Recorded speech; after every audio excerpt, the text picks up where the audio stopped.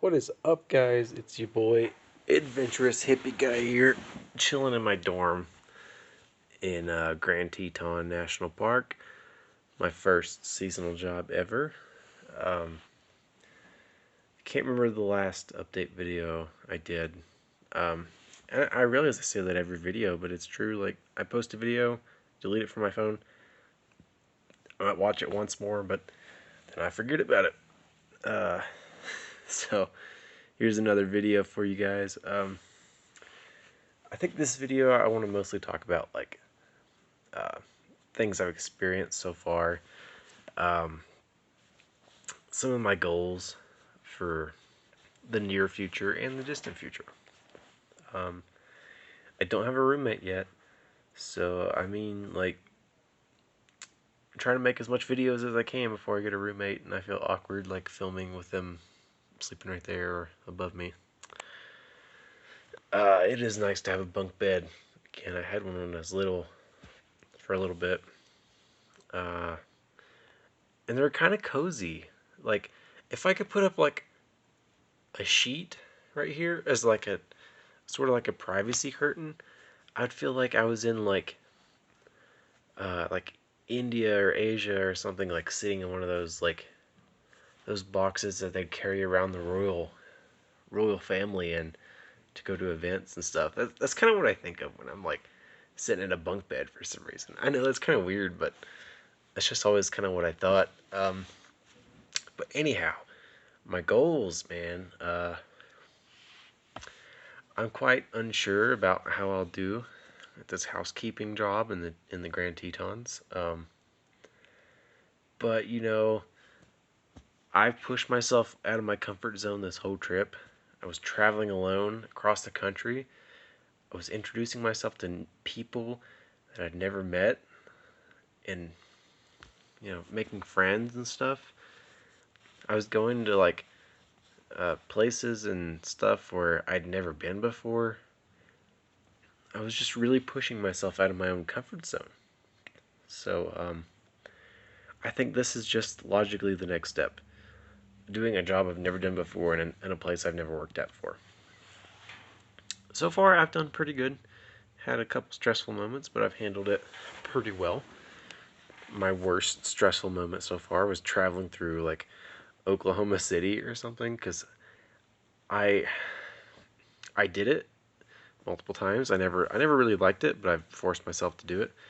Traveling through like large cities with all these 5 lane, 6 lane highway, like tons of exits, clover leaves, and stuff like that. I mean, if I can do that and like live through it, like who's to say I can't do this thing? So my goal now is to get adjusted. I'm still trying to acclimate. I'm not trying to get altitude sickness. Cause like at home where I'm from in Tennessee, my town, my city is like 1,000 feet above sea level, and we're like 7,000 feet, roughly, maybe 7,000 feet above sea level right now. So the oxygen's different, the atmosphere is different. Physically, on a physical level, it's way different. Um, so yeah, I think I'm gonna get acclimated, do my job and stuff, and my goal is to finish this season.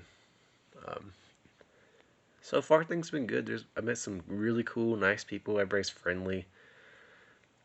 Like people complimenting my bumper stickers, people saying hi, and like people saying like, "Hey, how are you doing today?" and stuff. Like back home, I never got that in the South, which is historically like people are like more outgoing and friendly to people. Like you say hi to strangers and stuff like that. But I don't know. Finish the season. I'll get an incentive or like reward for finishing the season. It's like I think for every hour I do, uh, by the end of the season, for every hour it's like $3 extra or something like that. So if I finish the season, I'll be getting a pretty big old fat old check at the end. um, and I'm paying like $100 a week to for my room and board here. Like that's all my food, these healthy vegetarian options and juices and teas and stuff.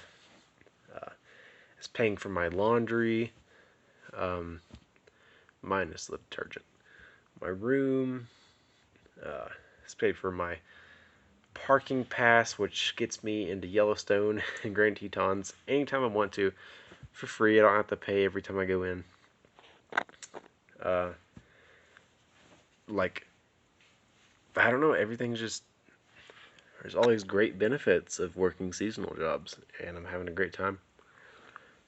Um, some YouTubers that really got me into this sort of thing was the one, the only Timothy Ward.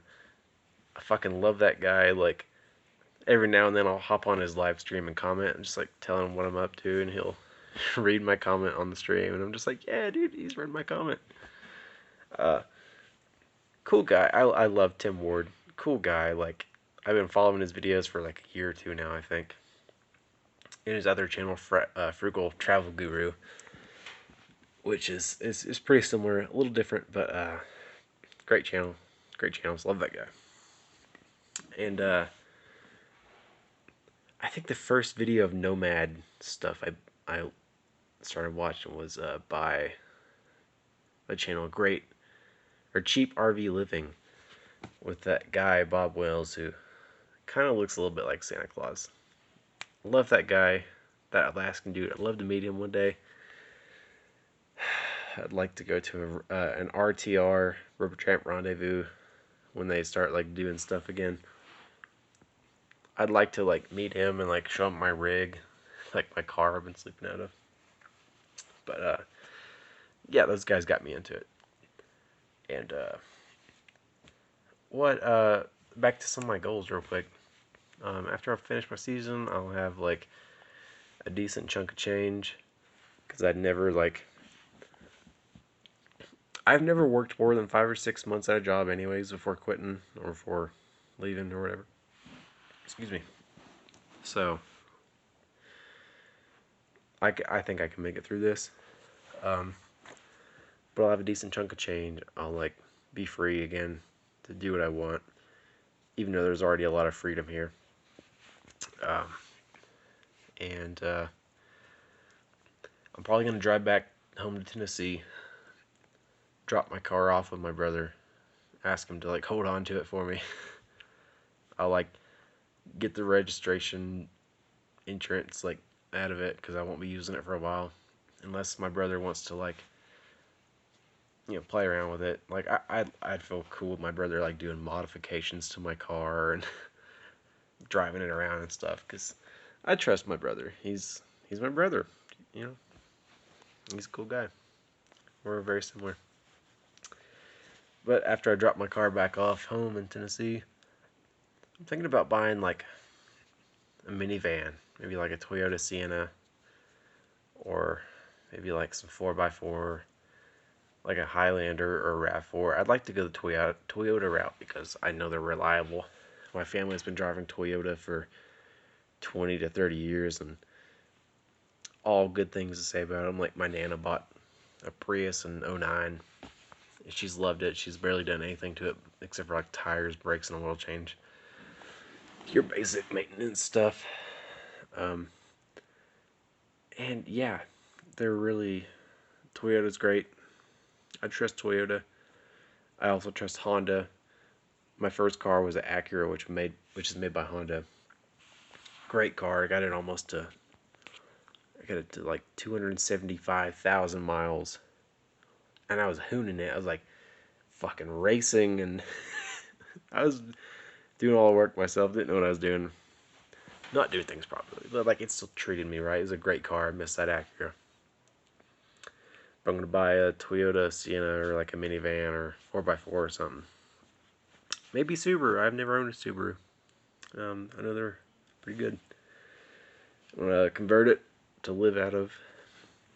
The more space, the better. But I gotta also think about like insurance and gas mileage and stuff like that.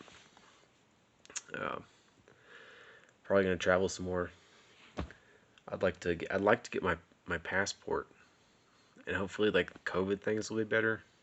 I'd like to go to Canada, travel around, go to Calgary, Vancouver, some other places and stuff like that, and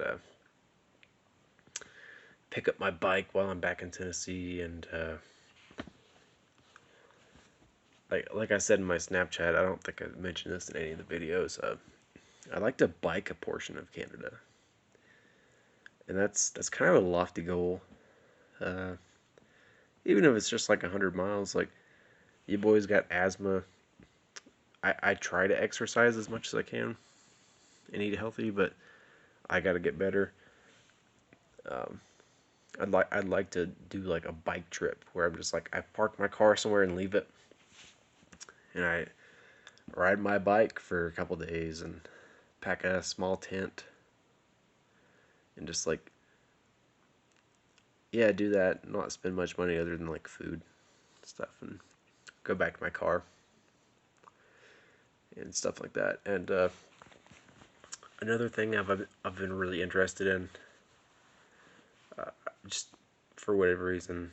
Plus, I've had a little bit of experience with this, and it's felt kind of natural, kind of easy. I'd like to get into it. I think it's fascinating. I'd like to learn some languages. Like I had a French class in fourth grade and a Spanish class in sixth grade. I had good experiences both with both. It was fun to learn. I still love learning about anything. So I think I might pick up a Spanish or a French book. I got a German book in my bag. Might try to learn a little bit of German, just so I could do that. It's something I'd like to do, and like the chances are, like I meet someone from Germany, France, or Spain, or like something, then hey, I'd like to be able to like communicate with them. They'd be like a Spanish guy, would be like, "Hey, gringo, you speak Espanol?" I'd be like, "Si, senor," or something. I realize it's been a long time since I learned any of that, but I'd love to really dig deep into it, and I'd eventually like to work my way up to like Mandarin or Cantonese, the Chinese languages and different dialects and stuff. Be cool to go to like New York City, go to Chinatown, go to a restaurant where like they speak Mandarin or something, speak it with them. They'd be like, "Whoa, white dude speaking Mandarin." I don't. That's like a personal thing. Not much value in it except for like personal satisfaction.